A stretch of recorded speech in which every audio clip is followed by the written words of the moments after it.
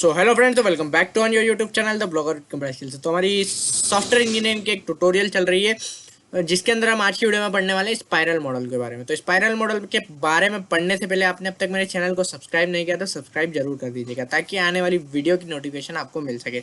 तो बिना कोई देरी के वीडियो को हम स्टार्ट करते हैं। तो यहाँ पर आप देख सकते हैं कि एक डायग्राम मैंने यहाँ पर बना रखा है और जो कि राउंडेड है।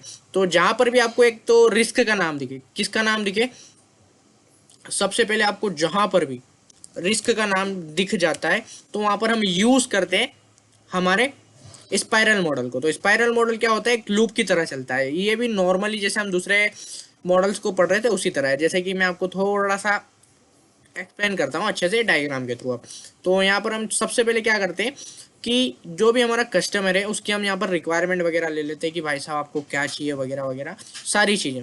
फिर उस प्रोजेक्ट को लेकर हमारे जो भी हमको लगता है कि रिस्क है ये, उस रिस्क को हम अच्छे से एनालाइज करते हैं, उसका सॉल्यूशन ढूंढते हैं। उसके बाद फिर हम पहुंच जाते हैं कहाँ, उसको यहाँ पर एक प्रोटोटाइप बनाकर डेवलपमेंट के उसमें पहुंच जाते हैं, डेवलपमेंट भी कर लेते हैं।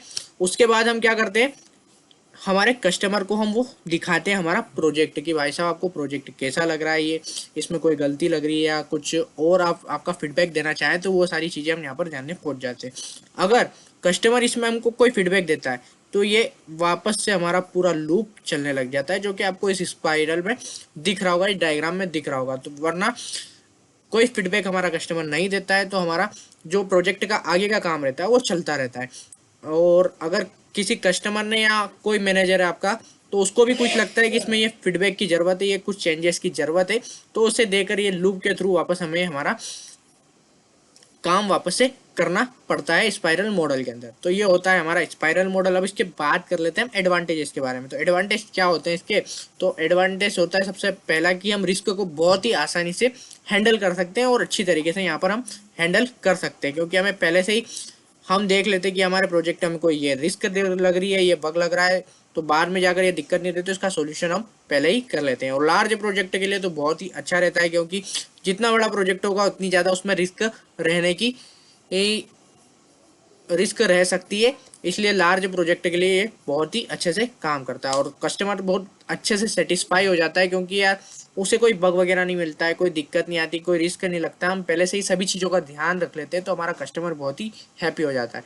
अब जैसा कि आपको पता है जिस चीज़ के एडवांटेजेस रहते हैं हमारा, उसका एक डिसएडवांटेज भी रहता है कोई ना कोई। जैसे कि किसी का प्लस पॉइंट है तो कुछ माइनस पॉइंट भी होता ही है, उसी तरह इसका भी कुछ डिसएडवांटेज होते हैं। सबसे पहला होता है टाइम का। टाइम का डिसएडवांटेज क्यों होता है, मान लीजिए यहाँ तक आते आते फिर कस्टमर ने कुछ फीडबैक दे दिया कि मुझे ये नहीं चाहिए, तो फिर आपको इतनी पूरी प्रोसेस वापस से करना पड़ेगी, तो इसमें आपका टाइम बहुत सारा वेस्ट होगा। उसी के बाद बात करें तो एक्सपेंसिव है, क्योंकि कोई प्रोसेस बार बार हो रही है तो उस पर खर्चा तो ज़्यादा लगना ही है, इसीलिए यहाँ पर ये बहुत ही एक्सपेंसिव हो सकती है, जिसे हर कोई अफोर्ड नहीं कर पाता है। उसी के बाद हम बात करें तो कभी कभी क्या होता है कि जो स्पाइरल मॉडल है किसी रिस्क को, छोटी सी रिस्क को भी बहुत ही ज़्यादा तरीके से एनालाइज करने लग जाता है, जिससे कि हमारा टाइम भी जाता है, हमारा कॉस्ट भी ज़्यादा लगती है। ये सारी चीज़ें इसके डिसएडवांटेजेस होते हैं। तो आई होप आपको आज की वीडियो पसंद आई होगी, तो लाइक कीजिए, कमेंट कीजिए, शेयर जरूर कीजिएगा। तो चलिए अब हम मिलते हैं हमारी अगली वीडियो में।